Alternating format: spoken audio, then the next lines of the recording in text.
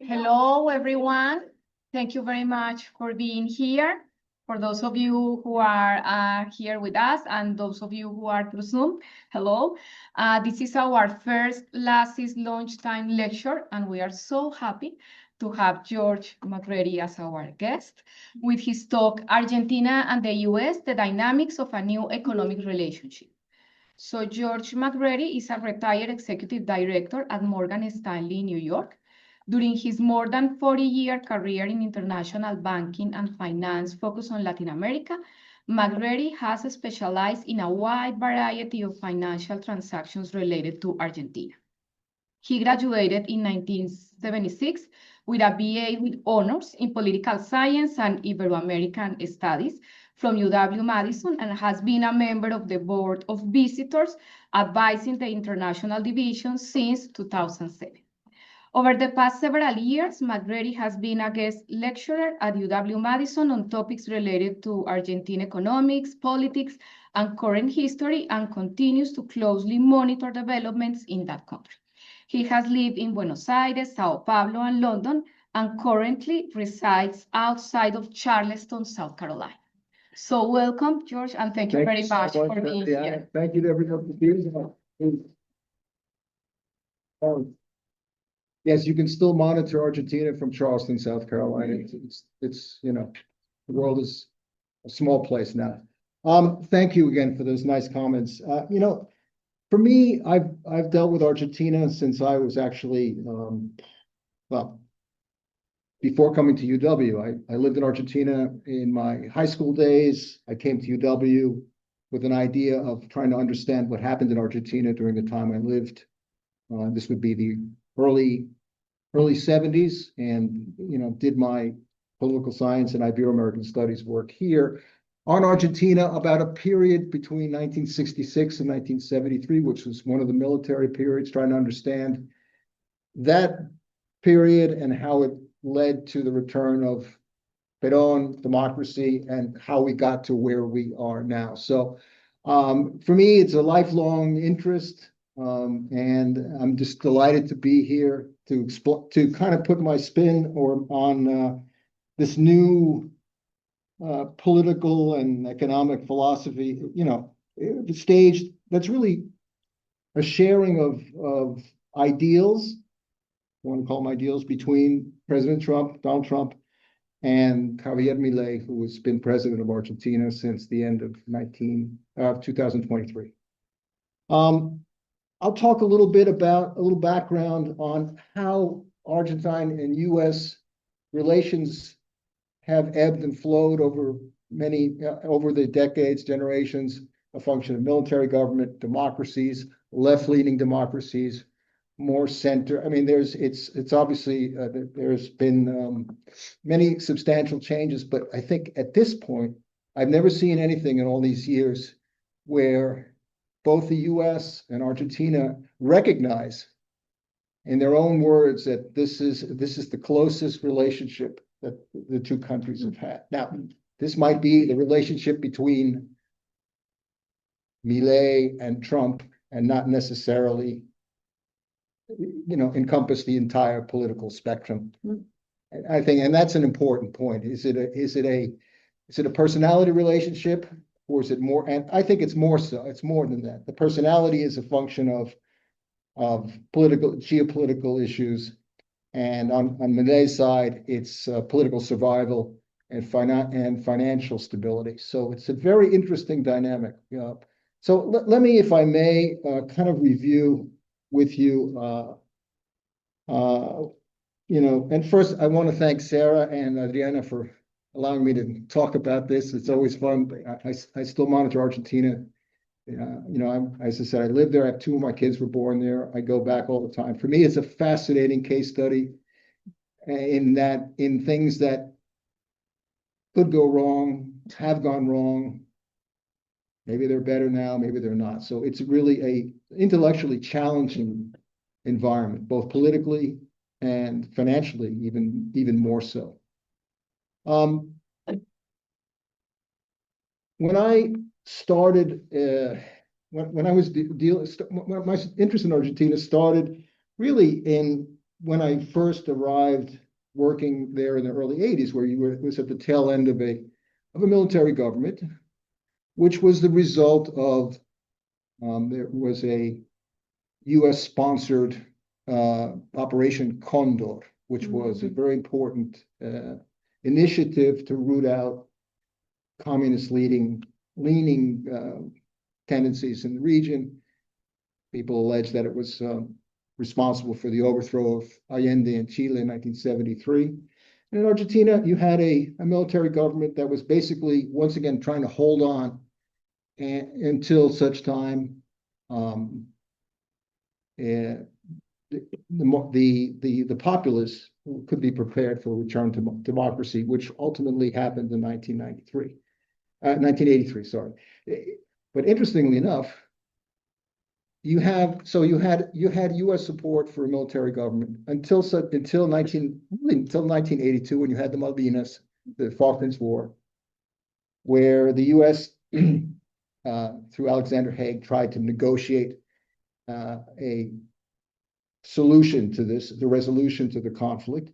But it was obvious that the U.S. was not going to support Argentina, although there was misconceptions on the part of the military that thought that, well, U.S. will support our claims to the islands, and the outcome would be in benefit of Argentina. That didn't happen. We all know that didn't happen. I think that clearly led to the military at the time losing credibility. I lived there at the time. You had rallies in support of the war, but within a few weeks, when the actual reality sat in, people were disgruntled and couldn't wait for the military to leave. So and again, real quick on the background, the military leaves, democracy returns in 1983, government of Alfonsín, and you had I would say, a benign relationship, nothing spectacular one way or the other. You had there was concern about financial stability. Argentina, as you probably know, has defaulted 9 times on its foreign debt obligation. 9 times, not once, not twice. So you have a combination where Argentina is the largest debtor to the IMF and also is 9 times defaulted. So I fast forward. So 83, Alfonsín forced to leave office because of hyperinflation, which got to about, I'd say, about 30% a month, or more. And that required him to leave office early, enter Carlos Saúl Menem, you may have known. And here's where the relationship takes on a more kind of transactional positive spin. The U.S. government is supportive of the Menem government's, even though he's a Peronist, his government, which is his kind of neoliberal approach to privatization. And that was I was involved in a couple of those transactions, and that was in order to get the financial house in order. I mean, they privatized telecoms, they privatized the state oil company, YPF, which was renationalized years later, and that's a kind of a function of the changes in political outlook or views on the role of the state in certain natural resources. So during the Menem times, which was 1989 to 99, I'd say there was a very cordial relationship with the U.S. Menem was known to say that George Bush is my friend in that accent, and because there was support for this neoliberal approach, including the convertibility of the peso, so basically setting up a currency board where 1 peso equals $1. Unfortunately, that fell apart towards the end of the Menem regime. There weren't enough reserves, and that required a number of things, including what they call a cepo, which is no access to foreign exchange, and what the famous corralito, which is where savers could not access their money in dollars. I mean, the populace was basically, people were saying a dollar is a peso, peso is a dollar, and at the end of the day, there was not enough dollars to support this in the central bank. They had to deny access, and this is really what caused a major political upheaval in 2001. So I'm getting there. Don't worry, I'm going to get to where we are now. So the next governments were, we'll talk about the return of the Peronist government of the Kirchners. I would say during that period of time, you had their political leanings were much more left of center, support for relations with Venezuela, with Chavez, and with Cuba, openings with China. So I would say from that point of view, the entire Peronist, second Peronist, the Kirchner times were, again, relations were normal, but nothing extraordinary. So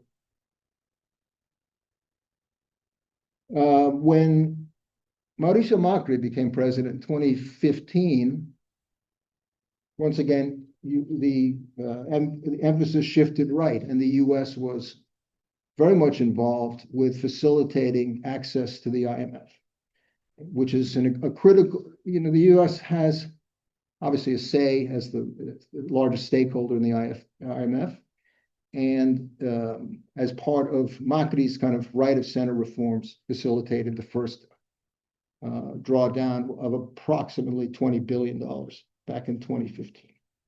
So I want to back up a little bit, because before that there had been outstandings of $9 billion that were repaid by the Kirchner government. How could they do this? Well, this was an era where commodity prices supported the Argentine exports. It was really driven not by internal politics, but by kind of world commodity prices and the ability of Argentina to take advantage of that. Sales to China, the high prices, and the political cost of the political benefit of not owing the IMF any money. It's an extraordinarily important case, because it is actually such a, it's such an issue politically that when the IMF dictates your economic policy, and that becomes such fuel for the opposition, no matter what time. So Kirchner decided, we'll pay it off. Macri came in. We need to borrow and the borrowing was for be able to repay the existing debt on the books. I mean, this is the IMF, but it's the IMF policies come with conditions, and their conditions are often politically difficult to swallow for a large portion of the populace. And it's basically fiscal restraint, accumulation of reserves, in order that there is an ability to pay debt going forward. So we're almost there. We're almost to where we were at. So Macri's out. We won't talk about Alberto Fernandez. That's not really a critical time. But what is critical is in Javier Milei with a new approach, saying this is going to be an anarcho-capitalism. We are going to slash government spending. We are going to reduce the fiscal deficit, which was 15% of GDP. That's an enormous number, because the prior governments, how would they facilitate funding social programs? Basically, the maquinita. So there was fiscal, I want to say irresponsibility, but Milei saw that as really the political disease of Argentina. That, and the fact there was a whole political casta. I don't know what now I can't remember. Casta, it's cast. I mean, there's a whole political hierarchy. Well, yeah, it's really the embedded part of Argentine politics that basically lived on the state and the ability of the state to provide subsidies, to provide, and this goes back to the old Peronist model that had been around since the late 40s. So Milei said, enough of this. Argentina cannot survive. He continued reliance on, I mean, he came to power saying enough of this spending. We need to reduce the fiscal deficit, which he has to a certain, and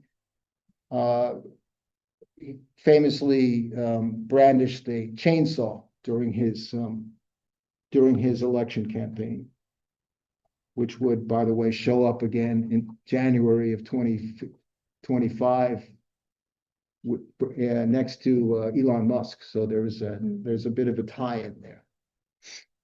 So Milei found that Milei, because of his orthodox kind of neoliberal approach to, and the major adjustments in Argentine economic policy, found a ideological ally in Donald Trump. He admires Trump. He thinks Trump has, and especially after the Doge episode, it was one and the same. You had the same idea. We're going to cut governments. We're going to eliminate. We're going to cut spending. We're going to reduce the deficit. We're going to slash departments of the public sector. We're going to do, I mean, actually, Milei wanted to do away with the central bank, but that never happened.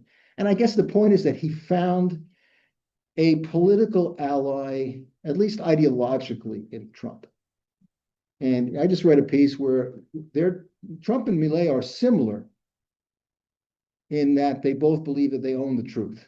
I mean, I'm not trying to, but they're from their own perspective. If you hear Milei talk, he's an economist. He's not a businessman, but he has a specific view on what has to be done. He believes that the Austrian School of Economics is the way to go. And Trump, I don't think, has that, but Trump is transactionally oriented in his approach and believes in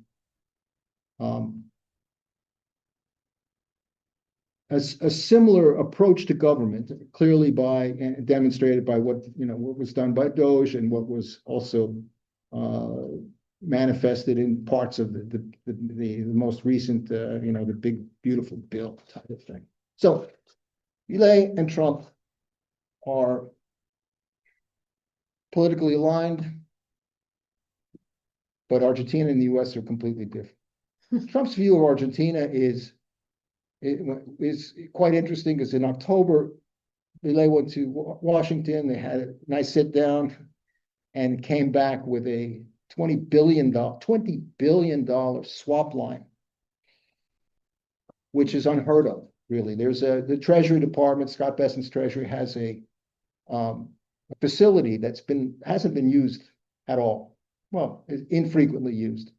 And this was to demonstrate the economic support for Argentina through a $20 billion swap, which is simply, as it sounds, I'll take your pesos, you can have my dollars at some point in time. And there's built-in financial costs of that. At some point in time, I'll return the pesos, you return the dollars.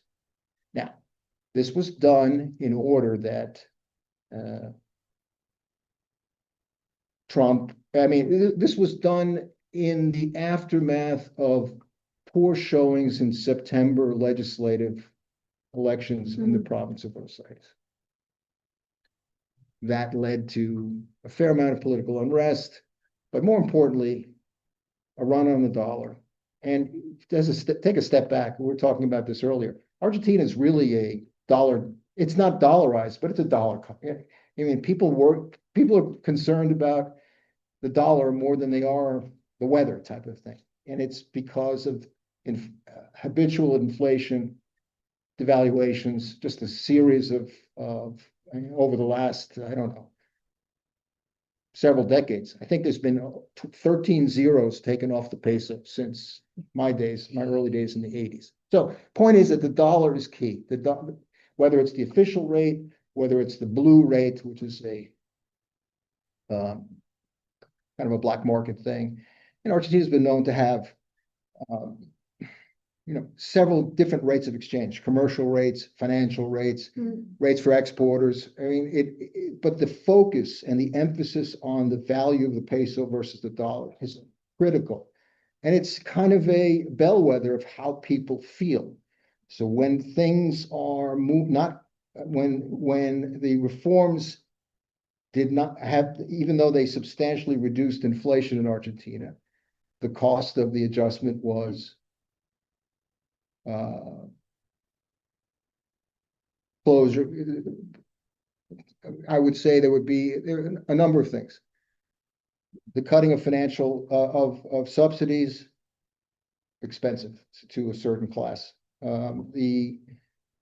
But more importantly, I mean, the fact that Milei was kind of stuck with his reforms prior to meeting with Trump in October, and Argentina and the U.S. seeing that this is Milei, who believes that shares a kind of a political consciousness and economic consciousness with Trump. Let's help Argentina. This is never, again, $20 billion for Argentina. It's not that they gave $20 billion. It was a facility put in place. Now, why did this happen? In October, there were midterm elections. And the announcement of the swap, plus there was an announcement, another 20 billion were going to come from private banks. That didn't materialize, but it still might at some point. Just the support, and there was, and also direct intervention. The U.S. government, the Treasury intervened in the U.S., intervened in the foreign exchange markets of Argentina through 4 or 5 banks. So they would be actively buying pesos, selling dollars in order to keep the exchange rate within the band that had been established. Now, if you're the opposition, you say, wait, this is a total violation of sovereignty. How can you have the U.S. government interfering or manipulating but this is the reality. And that went along with the swap. And lo and behold, the Milei government, the candidates for Libertad Avanza did much better in the midterms than was expected. Now, so there's a whole discussion of what was the impact of the U.S. support? Did it give people, okay, at least the U.S. is with us? And if so, what does that mean? Have we lost our sovereignty in terms of our own economic management? It's subject to debate. Obviously, the opposition is saying you can't have this. This is something we've never seen before. The U.S. is basically dictating monetary policy in Argentina, which is, and why would Trump do something like this? Why would he support Argentina? Because in the longer view of the corollary to the Monroe Doctrine, the Donroe Doctrine, as it's now called, Latin America has taken on a new and much more important role.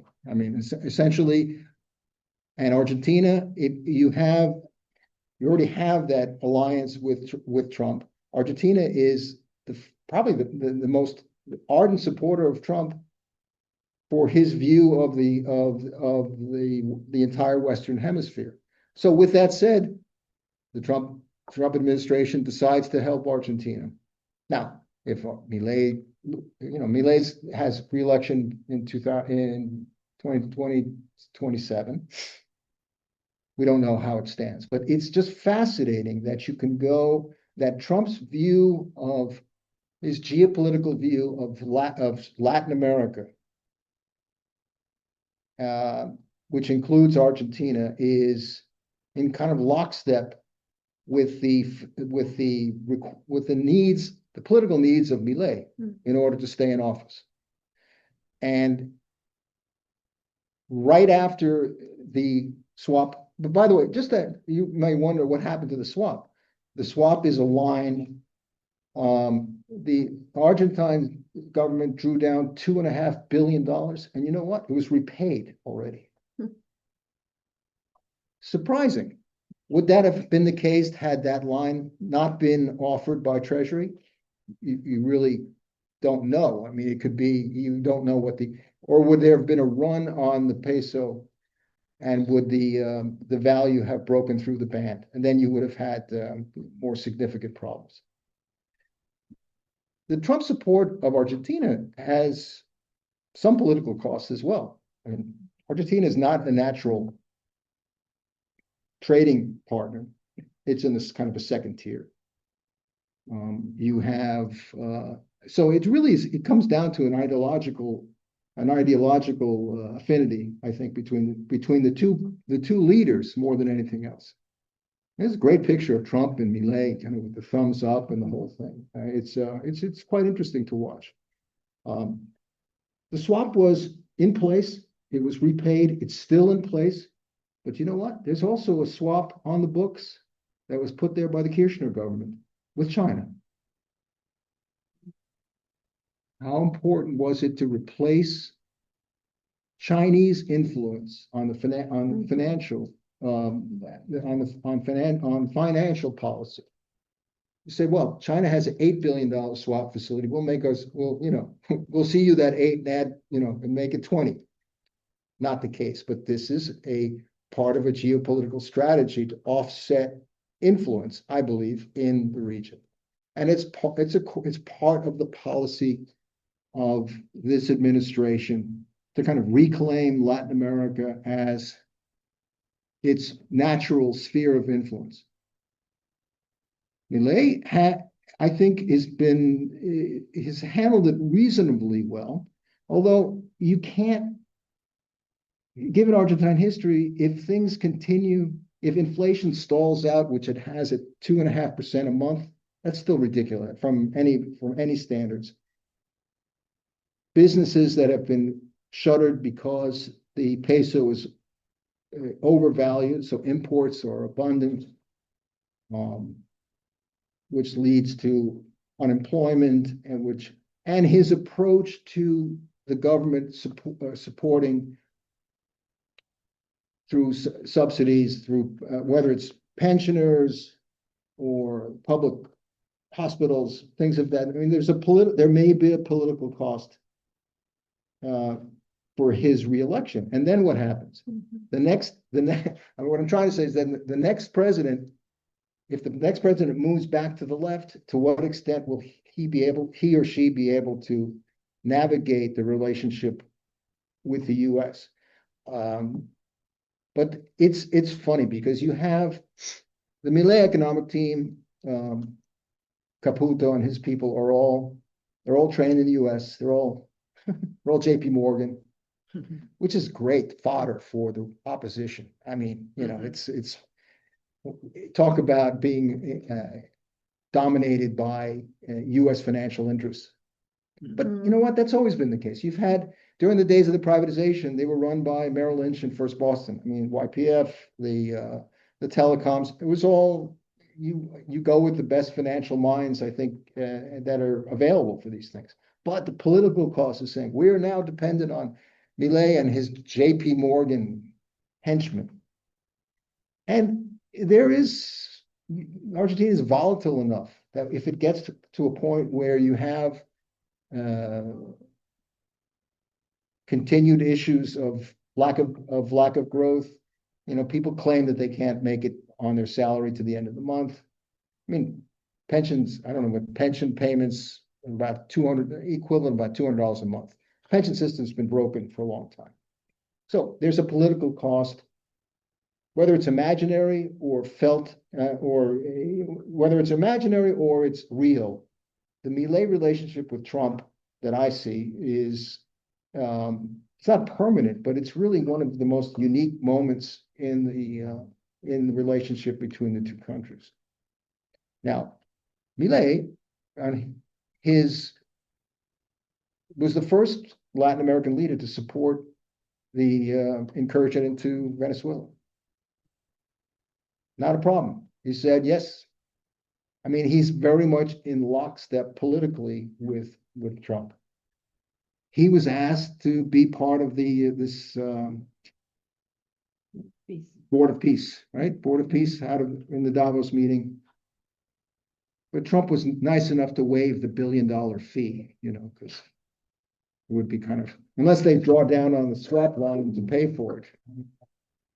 But my point is, Milei, in his own way, an economist who will repeat what his government has done, what the objectives are, reducing the fiscal surplus, eliminating waste, has found a political and economic ally in Trump. And it fits into Trump's narrative of finding those allies in the region in order that his new vision of U.S. presence in Latin America continues.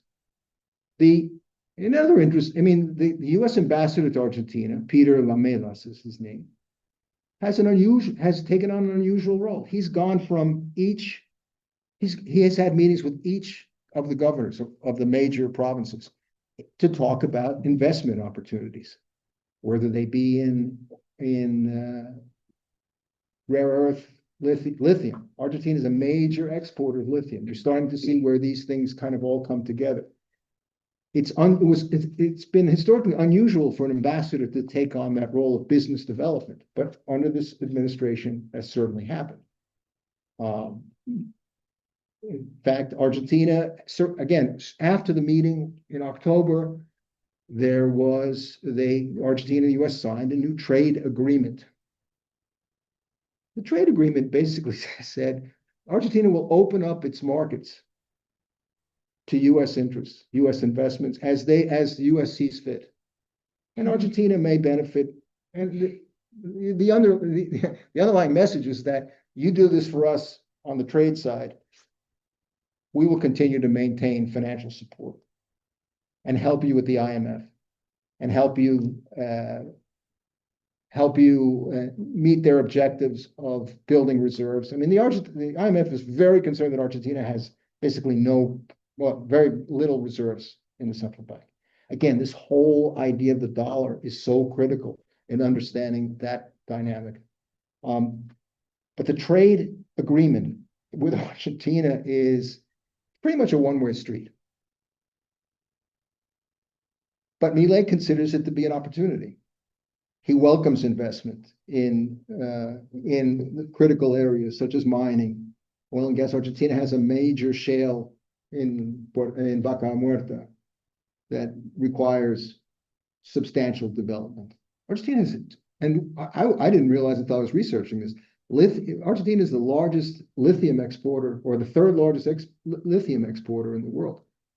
How important is it to have agreements for the development of lithium mines in that part of the world, where we're talking, Trump's concerned about Greenland in the Antarctic. What about Patagonia in the Arctic? Yeah.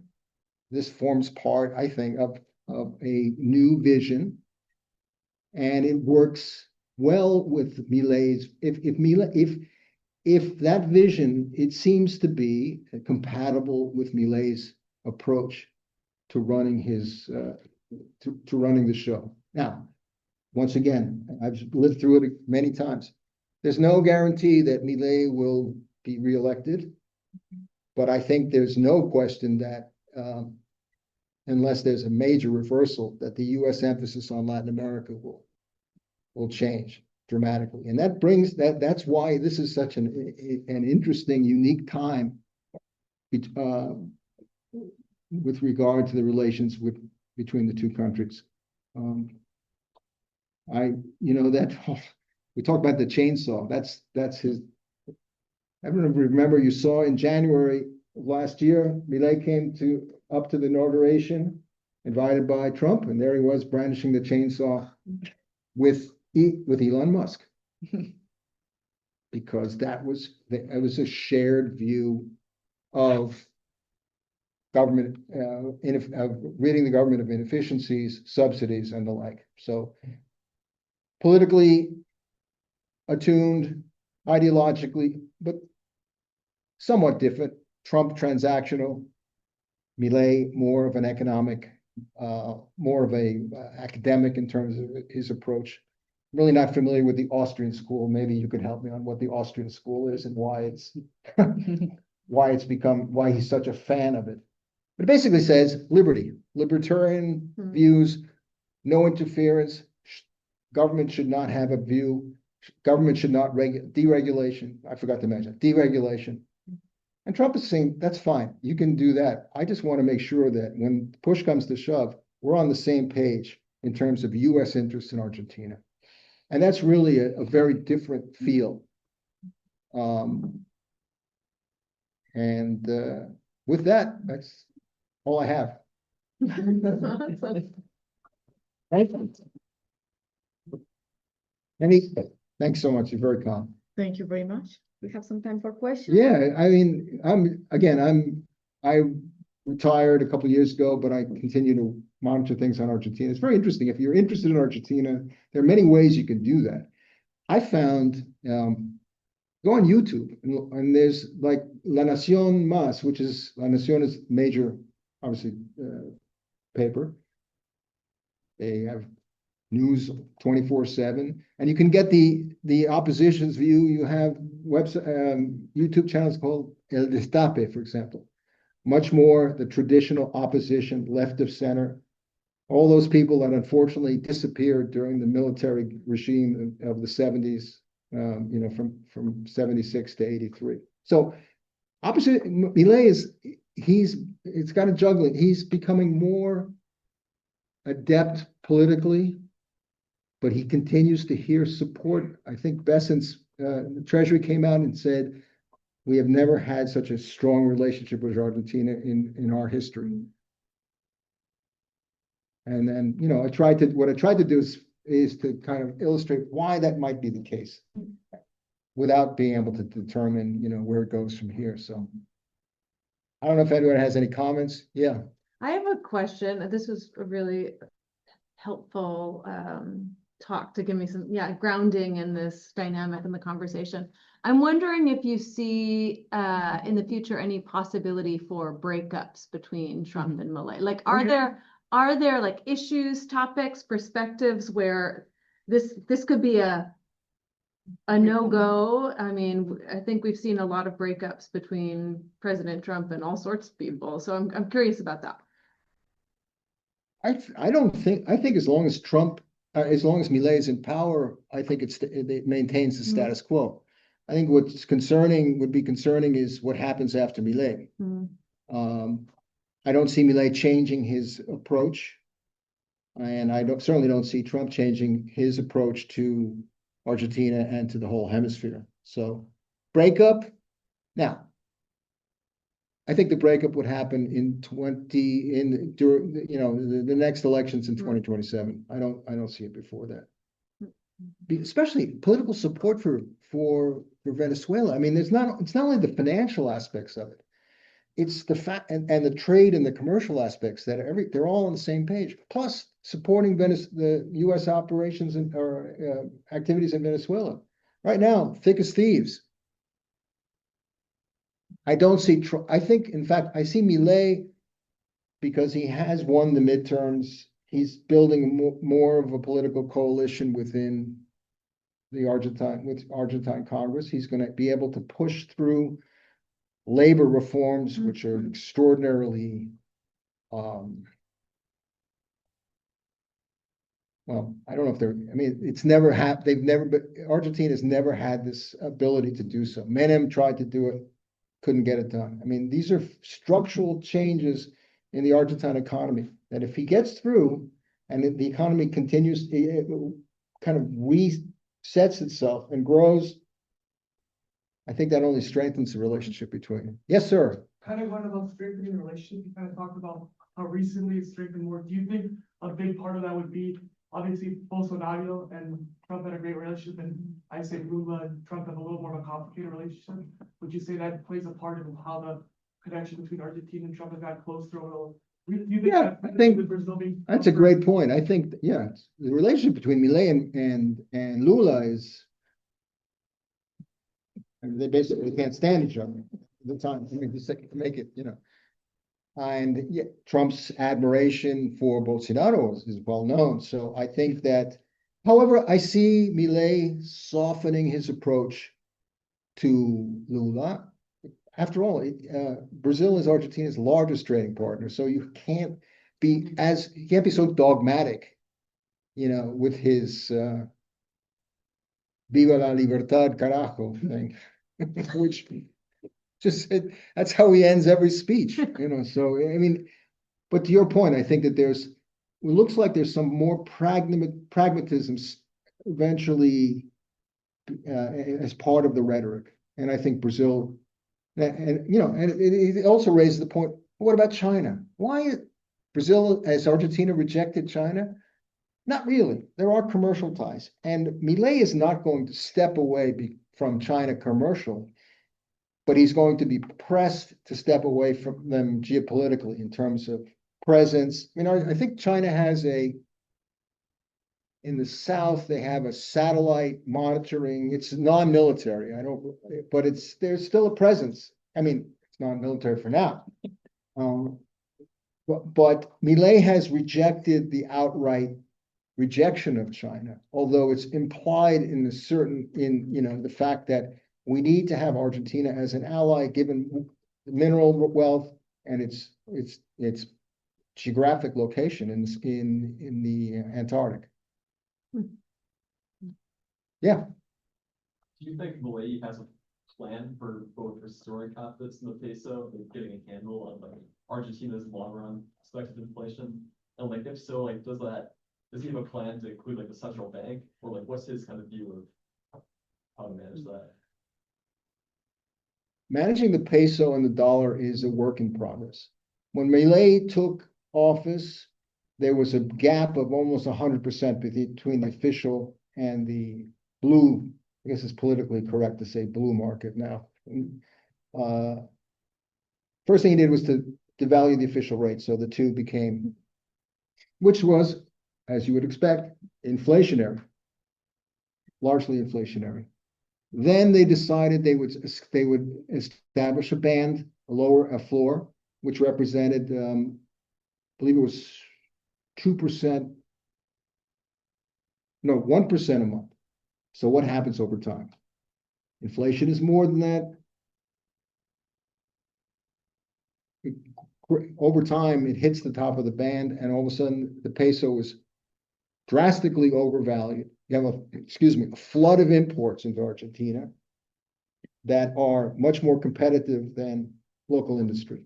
So I think, and now he's adjusted it again. They're going to adjust the value by inflation from the prior 2 months. So I would see that the value will, that the peso will devalue 2.5% going forward.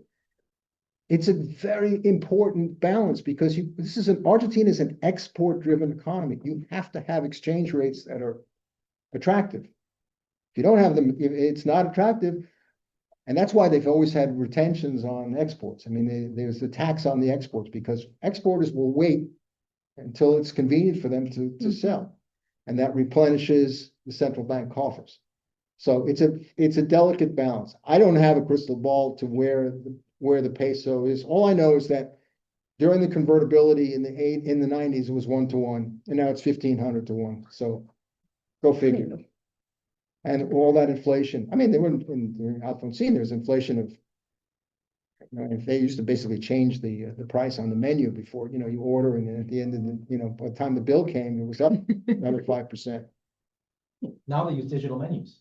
Now they use digital menus. That's right. So that they don't Real have time. to print it out. But under Milei, the inflation has come down. And it's a comment to what you But it's mentioned, a lot of. stuck there. It's stuck. It can't. Yeah. That's for any economists in the room here, because even with slashing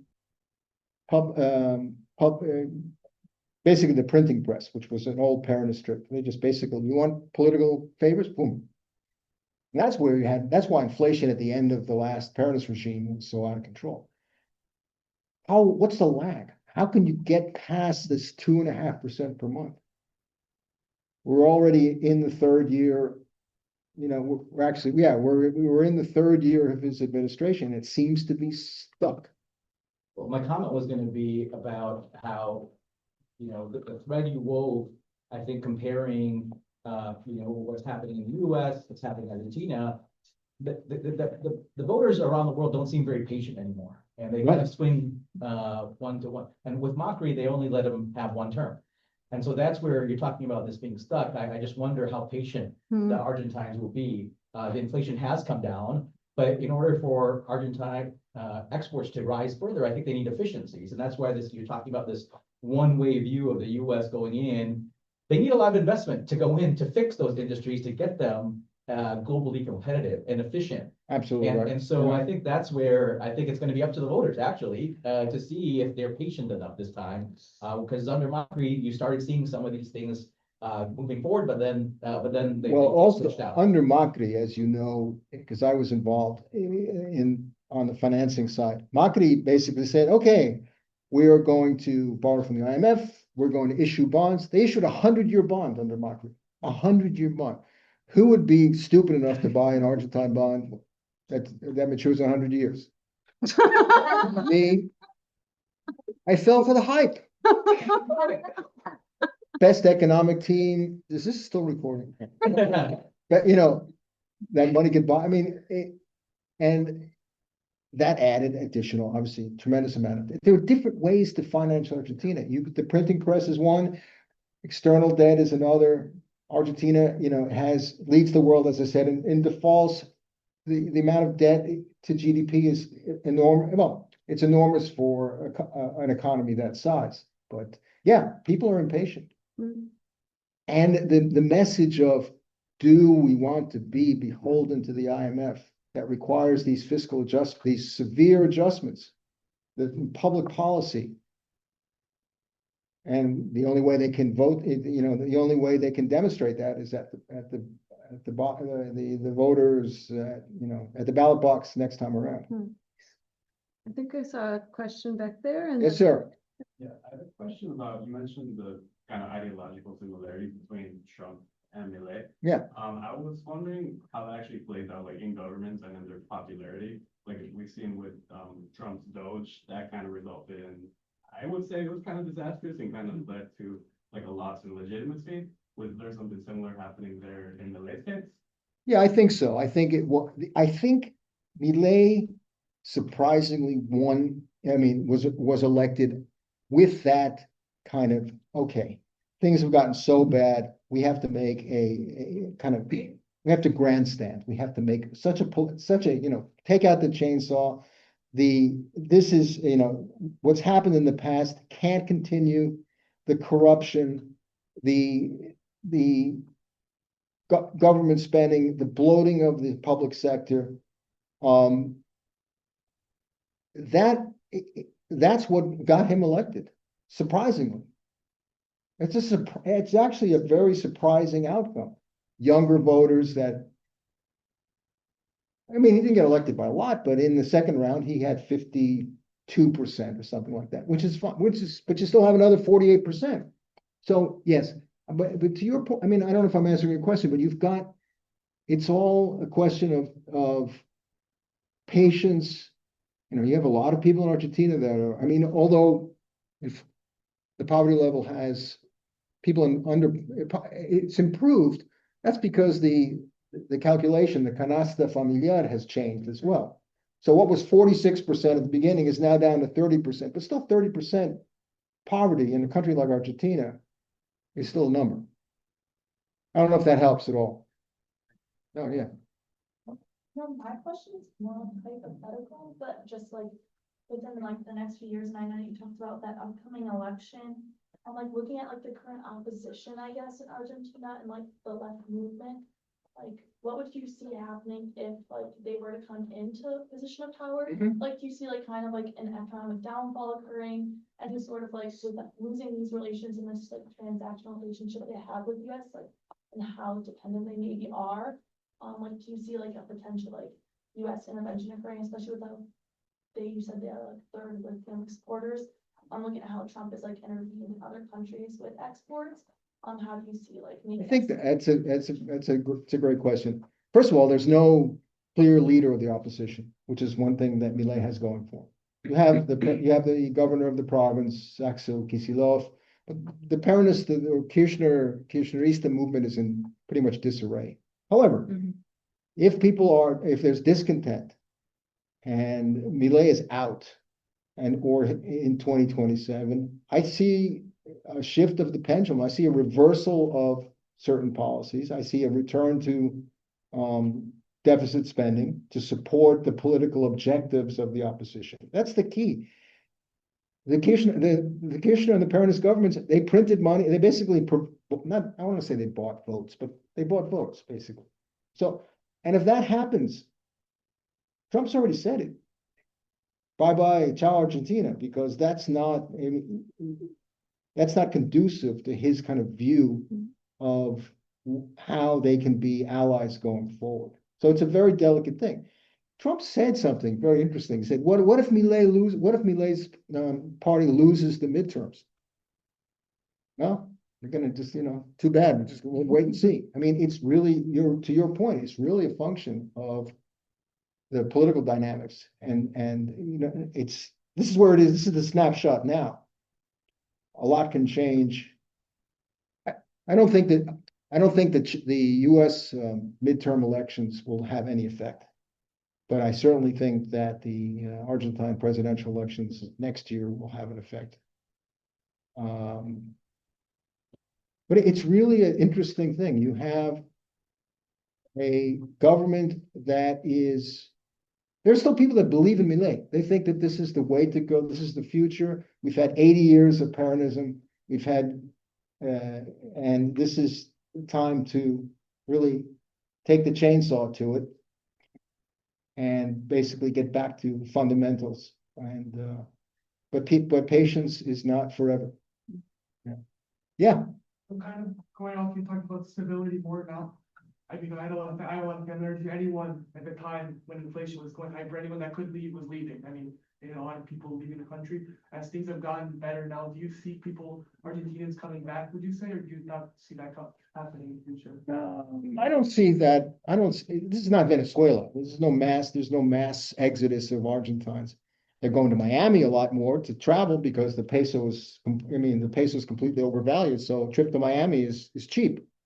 But I don't see it's not to the same extreme as what happens in what happened in Venezuela. I think that the really fascinating thing is with this agreement, with trade, with a shared political ideology, how Argentina plays the China card. I can't imagine how. I mean, that's walking a political tightrope.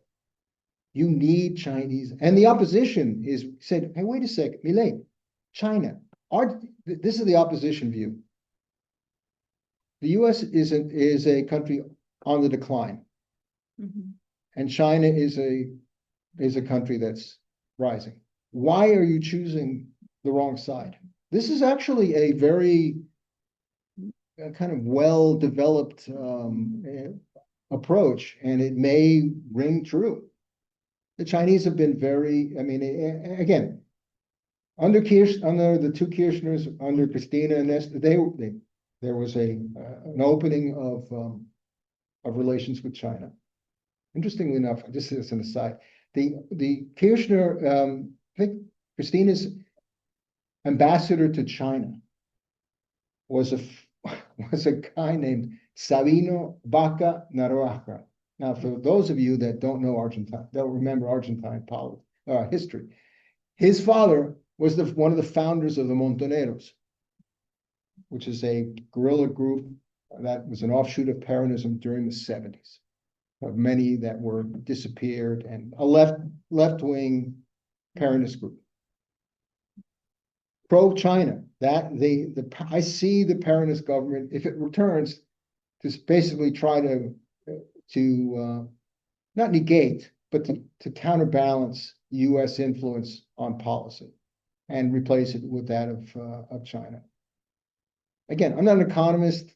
I'm just, I'm an observer. But from the people I've talked to and the people what I've seen in the markets, that is a concern, and I think that's something to look, to keep your eyes on. Yeah. Question about how you see Milei's coalition evolving over time since the moment of his election. I mean, one of the things that's really notable about him sort of gestured at a moment ago, which was not only did he get a secure majority, but the composition of that majority was very interesting and included, for example, a lot of young people. Yes. High school students, college students, demographics that in other situations you might expect to be a little bit more left-leaning, were sold through, really sold on Milei for a combination of material factors, including that if you're 17, like you've grown up under parents' inflation basically your whole life, and you're looking for an alternative, and the fact that Milei is somebody who is able to command attention on social media. But I personally haven't been keeping track of like how those is the coalition mostly a stable coalition, or is it a shifting coalition? Well, the midterm elections helped Milei tremendously in Congress. Yeah. He's out now. He doesn't have an outright majority. But don't forget, the first term there was a lot of Party. What's that? He didn't have a party that was. No, he had a small group, but he had to build a coalition. That's even more favorable now. There were more non-Libertad Avanza. There's people from there's fragmentation, but he's building a potential quorum to allow reforms such as these labor reforms to go through. I think he still has, surprisingly, and a youth that sees the rest of the world and rejects what the old Peronist government is. Besides, he's a rock star. Did you see that? He gets up there and he puts on his leather jacket and sings Argentine rock and roll. And I mean, some people say, "Oh," but look, that could go from cool to cringe. Mhm. Yeah. and it did. Believe me, it did. I was cringing. I'm an old guy. That's why. I mean, how dare you sing stuff from the '80s? No, but it's but to your point, there is still there's an appeal to that I am breaking the mold. Yeah. I'm not relying on the union-based kind of left-leaning approach of the Kirchners and the other Peronist governments before them.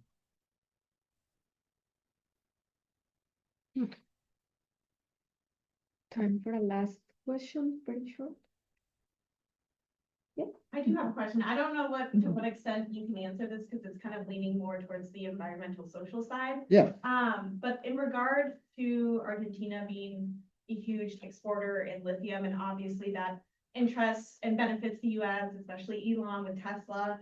Are we seeing any kind of, especially on Argentina side, are we seeing any kind of like strong opposition, whether it's in activism or climate agreements or any kind of policies that is creating a real obstacle towards that exportation of lithium?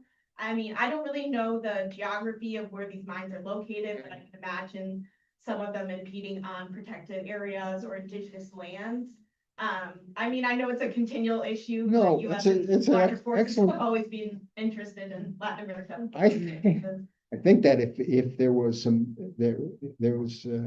anything that would impede the investment in rare earth or lithium, that the Malay government would do away with the regulatory body that supervised that, because it stands in the way. That's the whole idea of liberty, libertad, pure lack of no interference in natural economic development. So I think that if they would fight to unwind that, and that's kind of in a Trump kind of vein as well, right? not to be political about it, but there are, and there's another final chapter that I just was following. Argentina, Milei has made numerous changes in the what they call the CIDE. I don't remember what the acronym stands for, but this is kind of local intelligence. And it doesn't, not that it mirrors what's happening with DHS and ICE, but there's elements of it where, in order to make sure that information flows correctly, they've kind of redone